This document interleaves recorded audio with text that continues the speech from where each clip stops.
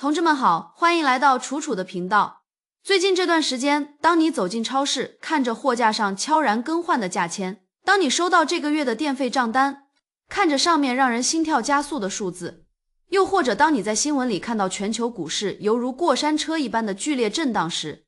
你的心里是否也隐隐升起了一股难以名状的焦虑感？很多人可能会觉得，这只不过是全球经济周期里的又一次普通波动，熬一熬，省一省，也就挺过去了。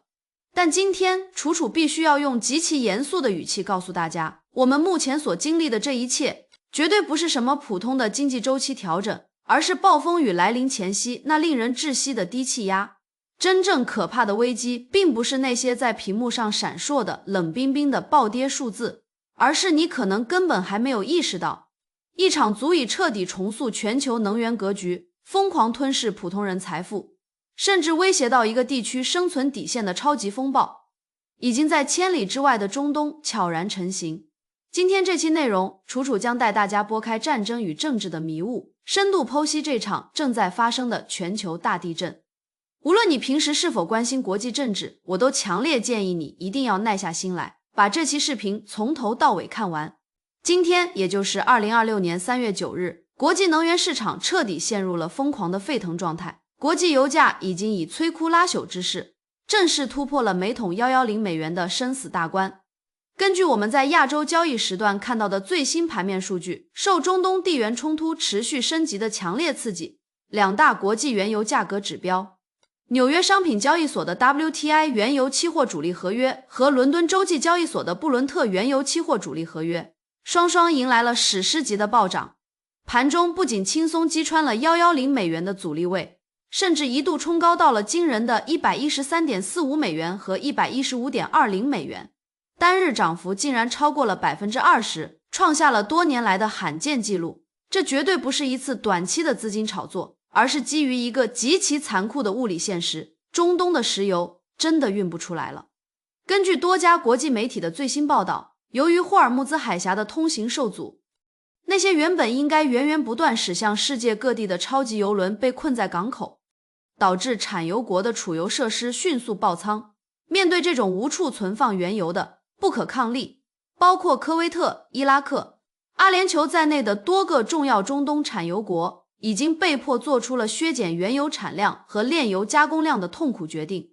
伊拉克的官员更是无奈地表示，他们南部主要油田的日产量已经锐减了将近150万桶，原油运不出去，产油国又被迫停产减产，这种供给端的双重窒息，直接将全球能源市场推向了深渊。那么，这个引爆全球能源危机的火药桶究竟是怎么被点燃的呢？让我们把视线拉回到几天前，中东的火药桶终究还是在这个春天被彻底引爆了。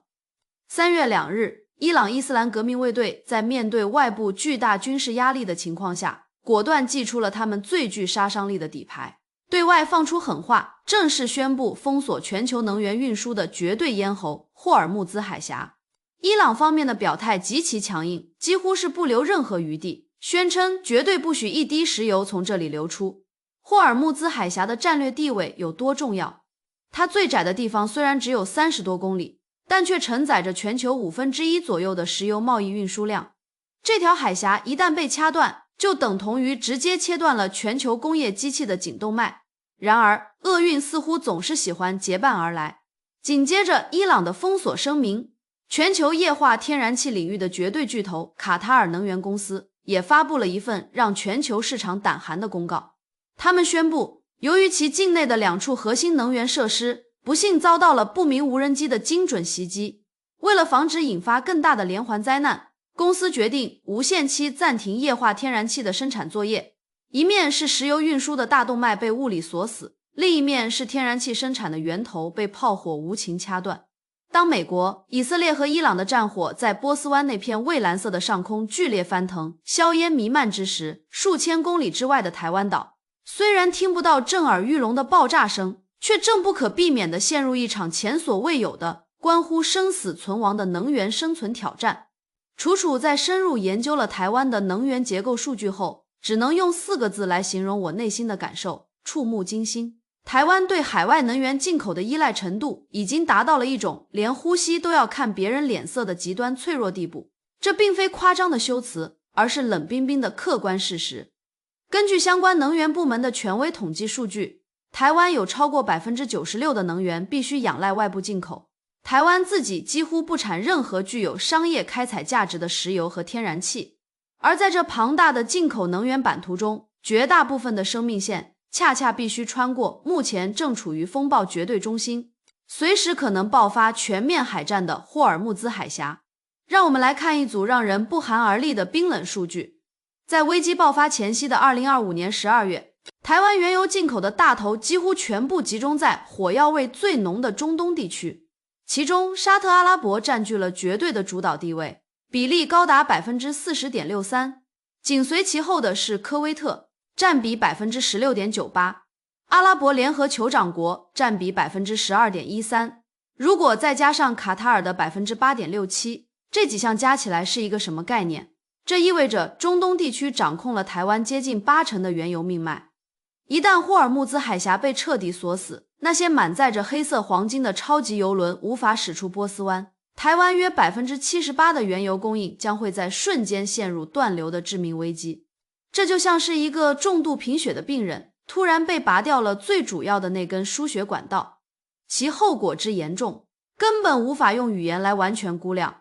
然而，如果说石油断供是悬在台湾头顶的第一把利剑，那么天然气供应的危机则是直接抵在台湾咽喉上的致命匕首。台湾天然气的情况甚至比石油还要糟糕，还要不容乐观。虽然从账面数据上看，澳大利亚目前是台湾天然气的第一大供应源，这多少提供了一点点心理安慰，但是占比高达 30.32% 的第二大天然气来源国正是那个刚刚遭到无人机袭击的卡塔尔。如今的卡塔尔不仅面临着因为霍尔木兹海峡封锁而导致的运输通道受阻问题，连其本土的液化天然气生产线都因为设施遭袭而全面停摆。这就意味着台湾手里那 30% 的天然气筹码几乎在一夜之间化为了乌有。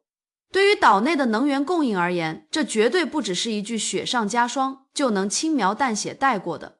这是一场彻头彻尾的灾难降临。听到这里，很多不了解台湾内部情况的朋友可能会产生一个巨大的疑问：天然气供应紧张，那大不了大家少开点瓦斯炉，做饭改用电磁炉不就行了吗？为什么台湾社会上下会对天然气危机感到如此的极度焦虑，甚至到了谈气色变的程度？这就不得不从台湾内部极其特殊的能源政策演变开始说起了。这一切的根源都要追溯到民进党当局近年来不顾一切代价强行推进的那项备受争议的非核家园政策。在这一充满意识形态色彩的政策主导下，台湾强行关停或封存了多座原本可以提供稳定、廉价且不依赖短期外部运输的核能发电厂。核电的缺口被强行撕开后，为了填补这个巨大的电力真空，民进党当局只能把所有的赌注都压在了燃气发电上。在这一政治背景的强力干预下，岛内的能源结构发生了一种极其危险的畸形偏移。燃气发电在台湾总发电量中的比例一路狂飙，时至今日，天然气发电已经占据了台湾总发电量的约 50%。这是一个多么可怕的比例！更要命的是，台湾花费巨额外汇进口的这些液化天然气中，有高达70%至80%的比例，根本不是用来供给普通家庭煮饭烧水的，而是被直接源源不断地送往了各大火力发电厂的燃烧炉里，用来转化为支撑整个社会运转的电力。大家听明白这其中的要害了吗？当天然气和台湾一半的电力供应被死死地绑在一起时，这就已经不再仅仅是国际油价和气价到底贵不贵的经济成本问题了，而是直接演变成了今天晚上你家里的灯还能不能亮，工厂里的机器还能不能转的生死存亡问题。在这个高度信息化的现代社会，没有电，整个城市的交通系统会瘫痪，医院的生命维持系统会停机，金融交易的服务器会宕机，现代文明会在瞬间倒退回石器时代。这才是台湾社会面对天然气危机时内心深处真正的恐惧来源。而这种恐惧在3月3日这一天被一组残酷的数字彻底引爆了。当天，岛内商业总会理事长许书博在接受媒体采访时，抛出了一句让全台湾舆论瞬间炸锅的惊悚言论。他极其忧虑地指出，目前岛内各个储气槽里的天然气实际存量，满打满算仅只够支撑全台湾使用8天。没错，你没有听错，只有区8天。8天是什么概念？这甚至还不够你安排一次稍微长一点的出境旅行。即使我们退1万步，按照台当局那个一直被外界批评为过于乐观，只存在于简报 PPT 上的2027年能源储备目标来计算，天然气的安全储备期也不过才区的14天而已。无论是8天还是14天，在残酷的战争现实面前，都显得如此的苍白无力。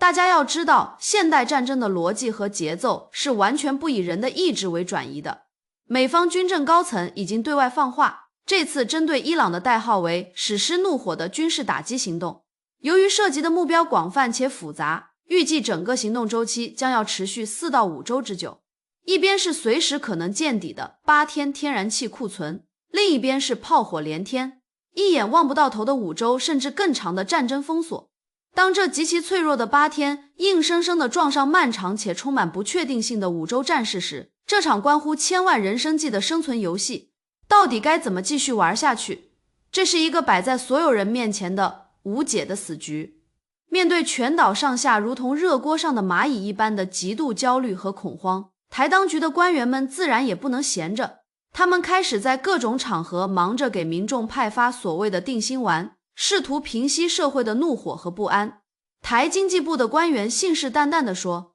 大家不要慌，我们还有燃煤发电机组可以作为备援，关键时刻可以烧煤炭来顶上天然气的缺口。台中油公司的高层也出来拍胸脯保证，说既然中东的气买不到了，那我们大不了转头去美国，去澳大利亚的现货市场上买，只要能买到气，现货价格贵一点也没关系，政府会想办法解决。甚至连台行政院长卓荣泰在面对质询时也做出了极为罕见的表态。他说，如果局势真的恶化到了实在没有办法的地步，为了保住电力供应，政府会考虑全面开放煤电，不再受环保指标的限制。听起来政府似乎已经准备了多套完美的应急预案，一切尽在掌握之中。但这颗精心包装的定心丸，岛内的民众和业界专家们真的吃得下去吗？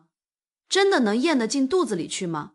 作为旁观者，楚必须毫不留情地揭开这些所谓备援方案背后千疮百孔的现实逻辑。首先，我们来看看中油公司提出的去美国和澳大利亚高价抢购天然气现货的方案。这个方案面临的第一个也是最致命的硬伤，就是补给距离的遥远。有岛内的舆论和媒体一针见血地调侃说，中油在这个节骨眼上提出想大量增购美国的天然气，除了应急之外，是不是还有几分想借机讨好美国特朗普政府的政治小心思？但政治归政治，物理规律是无情的。在这样一场突发的地缘冲突中，远在太平洋彼岸，甚至需要绕道好望角的美国天然气运输船，就算立刻装船起航，在茫茫大海上也要航行数周的时间才能抵达台湾。面对台湾只剩下8天的库存警报，这种远在重洋之外的补给，完完全全就是远水救不了近火。等你千辛万苦把高价气运到了台湾岛内，恐怕早就因为大面积停电而陷入瘫痪了。其次，就算老天爷保佑，你在国际现货市场上不惜血本买到了极其昂贵的天然气，而且运输船也以最快的速度开到了台湾的港口外，你以为问题就解决了吗？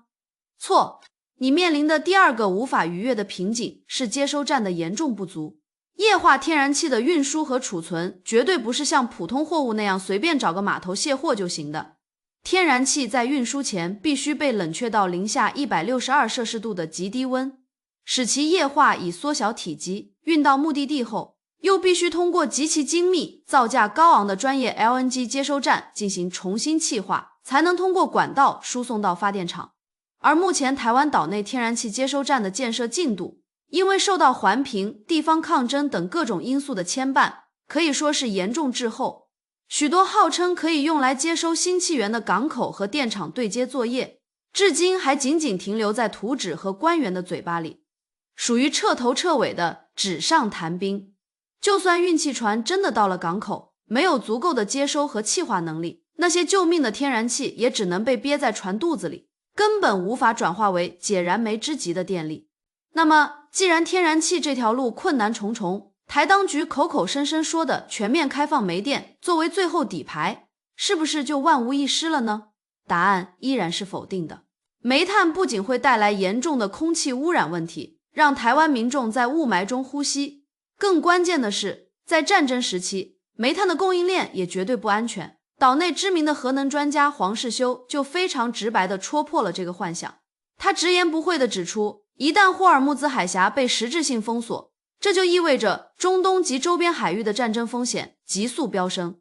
如果海域的军事冲突进一步扩大，甚至波及到更广阔的印度洋或太平洋航线，那么那些装载着成千上万吨煤炭的散货船，在茫茫大海上同样面临着极高的被拦截、被误击或者被海盗袭击的风险。在这个牵一发而动全身的全球化时代，没有任何一种需要跨洋长途运输的能源能够独善其身。所以，当我们冷静下来审视这一切，就会发现一个极其悲哀的事实。当卡塔尔的天然气设施因为无人机的袭击而冒出滚滚黑烟时，台当局官员们坐在冷气房里构想出来的那些所谓的治理思维和应急预案，在冷酷的物理层面和战争逻辑面前，根本发不出哪怕是1度电。谎言和口号可以蒙蔽一时的民意，但绝对骗不过发电机组里空空如也的燃烧炉。能源危机从来都不是一个孤立的事件，它就像是一块被狠狠砸进平静湖面的巨石，其激起的狂暴涟漪会以不可阻挡的势头席卷整个社会的每一个角落。这也就是楚楚今天要和大家深度探讨的第4个层面，$100油价背后那令人心酸的民生哀歌与经济连环结。正如我们在节目一开始核实的新闻那样，目前国际油价在短期内冲破每桶$110大关已经成为残酷的现实定局，而且局势还在持续恶化。如果像沙特阿拉伯这样拥有巨大产能储备的海湾产油大国也被更深地卷入这场错综复杂的地缘冲突中，那么国际油价的走势将会彻底失控，向上突破$120、$130，甚至挑战$150的历史天价，也绝对不是危言耸听。对于台湾这样一个极度依赖能源进口且经济高度外向型的能源孤岛而言，油价的这种毁灭性暴涨必将引发一场席卷全行业无死角的经济海啸。这场海啸的破坏力首先会极其直接、极其粗暴地体现在每一位普通台湾民众的生活成本上。去加油站加油的价目表上的数字会像脱缰的野马一样跳动，普通上班族的通勤成本会直线飙升。因为天然气价格暴涨，导致台电面临天文数字的亏损，每月的电费单必然会迎来一波又一波的强制性调涨。基础能源价格的上涨会如同病毒传染一样，迅速推高全社会的物流运输成本，进而导致菜市场里的蔬菜、猪肉、超市里的卫生纸、大米，甚至是一碗普通的卤肉饭，全部都要跟风涨价。通货膨胀这头被释放出来的猛兽，会毫不留情地吞噬掉普通家庭辛辛苦苦积攒下来的财富和购买力，最后所有的宏观危机都会变成压在每一位普通家庭日常开销中的沉重负担。老百姓的生活将会在物价飞涨和薪水停滞的双重挤压下变得苦不堪言。而从宏观产业的角度来看，这场危机的破坏力更是深不可测。台湾引以为傲的塑化产业，其最基础的原料就是石油，油价暴涨意味着成本的直接翻倍，许多中小企业可能会面临利润倒挂、被迫停产甚至倒闭的绝境，航空业和海运业更是会在高昂的燃油附加费和兵险保费的双重打击下苦苦挣扎。然而，最让人捏一把冷汗，也是攸关台湾乃至全球经济命脉的，是台湾在全球占据垄断地位的半导体产业。像台积电这样在全球供应链中扮演定海神针角色的超级半导体巨头，其遍布全岛的晶圆代工厂就是一只只吞噬电力的超级巨兽。半导体制造的过程极其精密复杂，对电力的质量和稳定性要求到了几乎苛刻的地步。它们不仅需要海量的电力供应，更需要绝对稳定，不能有丝毫电压波动的优质电力，哪怕只是0点几秒的微弱降压，都可能导致生产线上价值连城的硅晶圆瞬间报废，造成的直接经济损失高达数亿甚至数十亿台币。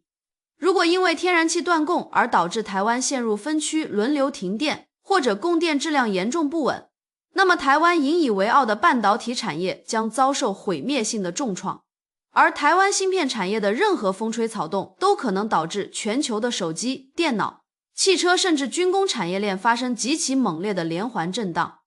这已经不仅仅是台湾自己的危机，更是全球科技产业的一场噩梦。所以在此时此刻的台湾岛内，无论是焦头烂额的政府官员、忧心忡忡的企业大老板，还是为了每天的柴米油盐精打细算的平头老百姓，别断气。这3个字已经成为跨越所有阶层、超越所有政治立场的最卑微也是最迫切的祈求。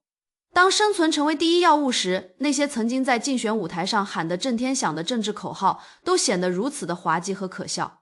在这一场名为能源安全的关乎生死存亡的严苛考卷上，过往那些仅仅建立在虚幻的意识形态和选票算计之上的能源政策，正在中东真实而残酷的炮火面前被剥去了一切伪装，暴露出其最脆弱、最狼狈也最不堪一击的底牌。楚楚在做完这期深度的分析之后，内心充满了沉重。经济的发展、社会的繁荣永远都必须建立在坚实、可靠且具备强大抗风险能力的物理基础之上。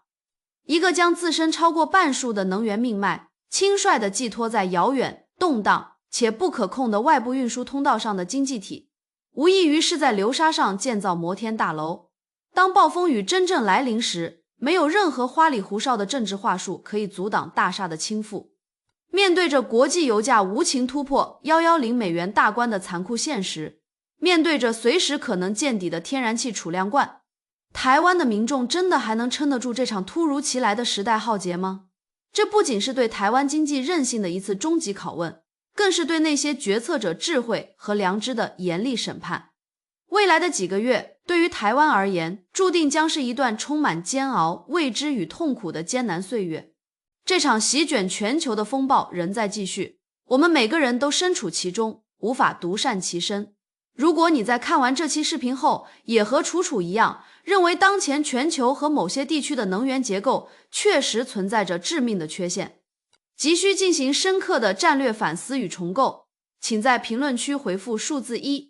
如果你对未来短期内的通货膨胀和物价走势感到悲观，认为老百姓的生活压力将会越来越大，请在评论区回复数字2，或者写下你目前最真实的感受。楚楚会在评论区仔细阅读大家的观点，和大家一起交流探讨。在历史的洪流面前，我们或许都是微不足道的尘埃，但保持清醒的头脑，掌握正确的认知，是我们在这个充满不确定性的世界里唯一能够保护自己和家人的武器。让我们一起密切关注这场能源危机的后续发展。楚楚会在这里一直陪伴大家，见证历史。感谢大家的时间与耐心，祝大家在这个动荡的春天里都能保重自己，平安顺遂。我们下期视频不见不散。